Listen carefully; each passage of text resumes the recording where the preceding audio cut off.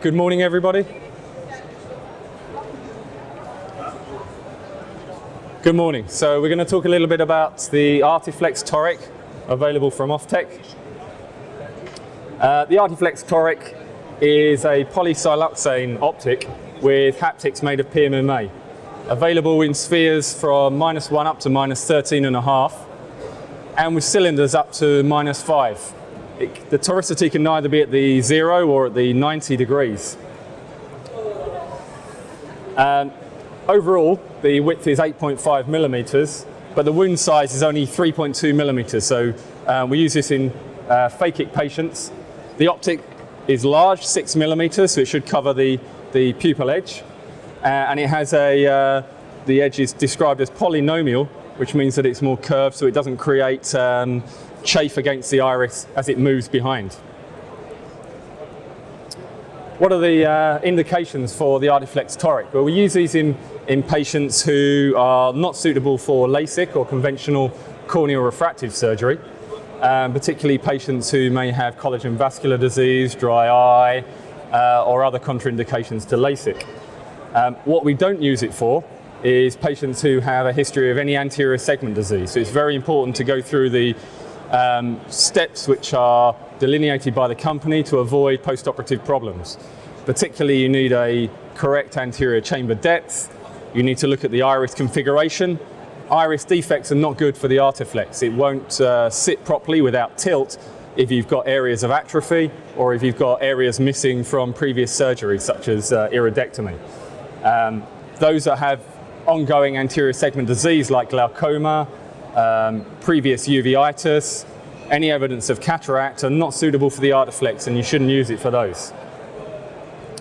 In our assessment, of course, we always do the refraction. Refraction is required for the Van der Haay calculations, which then allow the company to produce a lens for us. We look at the pupil size. Those with absolutely enormous pupils are not going to be suitable for this lens because it's going to be outside the optic and they're going to get glare and halos as you would expect in any conventional refractive surgery. I look at the iris configuration with anterior segment OCT. What I'm hoping to avoid is any with any plateau iris, which are bowed forward, and those also which are bowed backwards, because again, it's going to be difficult to enclavate the iris attachments, plus also the lens is not going to sit properly. It's going to be either tilted or further backwards or forwards than you would expect from the calculation. It's a must that we do gonioscopy. Evidence of previous inflammatory disease, like peripheral anterior senicae, which are covering the angles, or a predisposition to glaucoma, narrow angles, plateau irises, are going to be an exclusion. If you do implant them in those patients, you can expect a poor outcome or complications, and in young patients with otherwise healthy eyes, the medical legal team may get involved with you, and none of us want that. Endothelial assessment. The endothelium, of course, is the main concern in phakic intraocular lens implantation, particularly iris enclavated. We want to preserve the endothelium, allow it to remain healthy. What we don't want is a patient with endothelial decompensation in the future and secondary surgery required. So how do we safely implant these lenses without producing endothelial dysfunction? Well, of course, number one is to exclude that they got endothelial disease in the first place, like Fuchs or age-related changes and low endothelial cell counts. So we, of course, look at the morphology, coefficient of variation, and the cell count to assess that the count is healthy for their age and for their anterior chamber at the time. Now, the company produce a table from which you can calculate via their age and their endothelial cell count and their anterior chamber depth whether it's safe to implant the lens in the patient. What we're then using the specular microscopy for is for follow-up, because these patients, once implanted with a lens, unlike LASIK, they're not then not followed up in the future. They require ongoing follow-up to check for pressures, check for specular microscopy to make sure that the endothelium stays healthy. So after the first year, I normally see these patients once a year to check the endothelium remains healthy. And if there is a greater loss of endothelial cell count than you would expect for natural aging changes, then it may be necessary to explant these lenses in the future, which I've never had to do, but it requires you to do the pre-assessment first to make sure that they've got a healthy endothelium. Of paramount importance in the assessment is to look at the corneal mapping and tomography.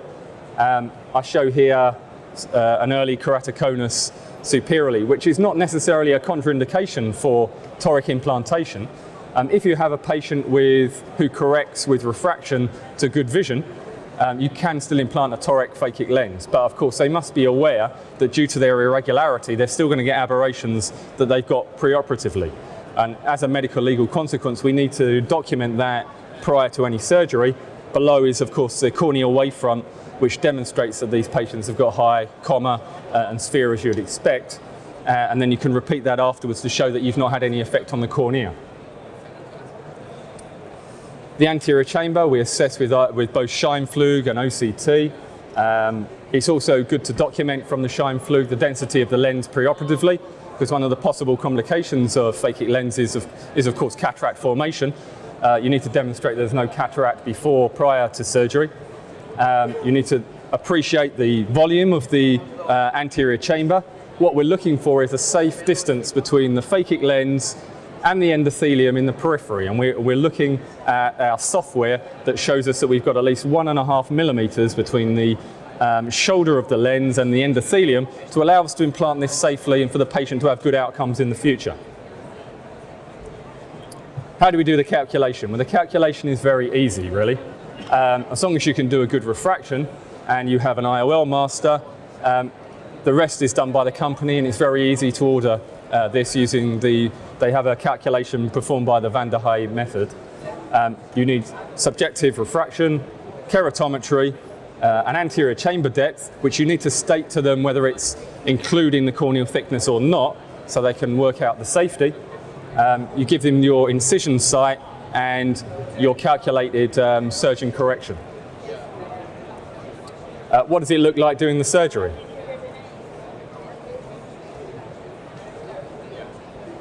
So the benefit of the toric Artiflex is that it folds up through the wound. So as opposed to the Artisan, which is PMMA and solid, the wound is smaller at 3.2 millimeters.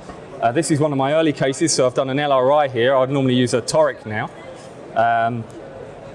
The wound here is superior, 3.2 millimeter keratome, high viscosity viscoelastic. The pupil is dilated because my anaesthetist is very good at anesthesia, and with the peribulbar technique, the pupil becomes broad. So I've had to put Myocol in at the time of surgery and then refill the chamber with viscoelastic to push the lens away and create space for the lens to go in safely. I placed 2 side ports at 0 and 90. If this was the toric version, then I would have marked preoperatively the toric axis on my rotating slit lamp, and I would make the incisions of the side ports over where the toric lens has to be, so I could use forceps. I've checked initially that the folder goes through the wound, because it's nothing worse than getting stuck in the wound. The lens gets pushed through the wound, it folds up the edges quite easily, and we're in the anterior chamber. We release the lens from the clip by sliding it underneath the holder, and it's now free in the anterior chamber. And you withdraw this device which holds the Artiflex lens and is supplied by Oftec. Refill with viscoelastic over the lens to protect the endothelium, and then just relax for a few minutes because it's in the anterior chamber and we've got a moment of breathing space. We then use our rotator so that we can get our enclavation claws just below where our side ports are. This instrument's again available from the company. It has a soft edge on the front to push the lens forward and a hook on the other side so you can withdraw and pull the other side round, and you rotate gently clockwise or anti-clockwise. I then use my Artisan holders to hold at the shoulder. I prefer to use forceps because I'm used to putting lenses in aphakic patients with the Artisan, and it's just my method. But you can use a rather natty device called a VacuFix, which is available as well, in which you can use a smaller wound and it enclavates very nicely. Enclavation needles are available, but personally I don't like sharp things in the eye when it's a phakic patient. I then reform the chamber above the lens, so I don't want to get any viscoelastic trapped underneath the lens. I make a small PI I prefer to do it surgically as opposed to a YAG PI, which some people do. And then I wash out the viscoelastic. So as soon as I turn the infusion on, some of the viscoelastic comes out of the wound. It takes a few minutes, I'm sure, to get underneath the lens, make sure there's no trapped viscoelastic there. I then clear the PI as well, because of course one of the possible complications is pupil block glaucoma, so I want to make sure that there's no viscoelastic in the PI and that there's free flowing aqueous through that. Once I'm happy with that, I've put a suture in the wound, just one for my own security, normally a 10-0 Vicryl, which I remove at the week one time. Results. If we look at the results from the Artiflex, compared to PRK and LASIK, it's very comparable. In this study by Juice et al. 2 years ago, the percentage of eyes achieving best-corrected vision equal to preoperatively was 58% compared to 66% in PRK. But those gaining 1 or 2 lines was increased in the Artiflex. Now, why would that be? Well, LASIK is altering the higher order aberrations on the cornea and degrading some of the optical quality. Also, the lens is the phakic lens is closer to the nodal point of the eye, so you get a degree of magnification from these lenses as well. So you're more likely to get an improvement in lines of visual acuity with a phakic lens. Logmar data, very comparable to PRK. 100% were 0.5 or above. Looking at the outcomes here, Logmar, we can see that at the lower orders, it's very comparable. There's no statistically significant difference between PRK and the phakic IOL with Logmar visions post-operatively. Stigmatism correction, again, a study from Ruckhofer in the JCRS, we can see that pre-operatively in our patients, they had up 7% of them had up to 3 to 5 diopters of astigmatism. At 6 months, more than 71% have got less than 0.25. Higher order aberrations. Looking at the higher order aberrations after phakic intraocular lenses with the Artiflex, in this study from Michael O'Keefe in 2012, he was using a Hart-Shachtman aberrometer to measure these pre and post-operatively, and you can see that there's no statistical significant increase in higher order aberrations after his phakic intraocular lens implantation series. Compared to LASIK, which would be the main option for these young patients with myopia and astigmatism. Compared to femtosecond LASIK in Diego's series, we can see that the outcomes with the Artiflex are actually slightly better on the spherical equivalent than LASIK. The cylinder is not quite equal to LASIK, but within it's not statistically significantly different, 0.32 in the Artiflex group and 0.15 in the LASIK group. So this sounds like the greatest lens ever at the moment. So are there any possible side effects to Artiflex lenses? Well, Artiflex has a silicone component to the optic, which can provoke some anterior chamber reaction. So you do tend to get some deposits early on if you don't use enough steroid at a high enough frequency and for long enough. So initially we were using conventional Maxidex for 4 weeks on a tapering dose, and what we found was an increased incidence of these brown giant cell deposits on the anterior optic face. When we changed our protocol to Lotamax for 2 months, full dose for the first month, we found the incidence of these decreased to less than 1%. Post-operative IOP, does that increase after Artiflex lenses? You can get an early peak in the first few weeks after Artiflex, I've noticed. These are generally easily treated with some timolol drops for the first few weeks and may be related to a slight increase in inflammation. So it may be an indication to actually up the steroids rather than lower them. But in the long term, there's no statistically significant increase in intraocular pressure as demonstrated in Dick's study. Endothelial cell density. I think the endothelial cell density will be safe as long as you obey the rules of the company prior to surgery in your assessment. If you put these lenses in shallow anterior chambers, and if there's not enough clearance at the shoulder between the endothelium and the lens, you can expect that the endothelial cell density will increase over time. If you respect those rules, then you'll find, as in this study, that the rate of loss of endothelial cell number is equal to the natural loss you would expect with a natural aging cornea over time, which is between about 8 and 9%.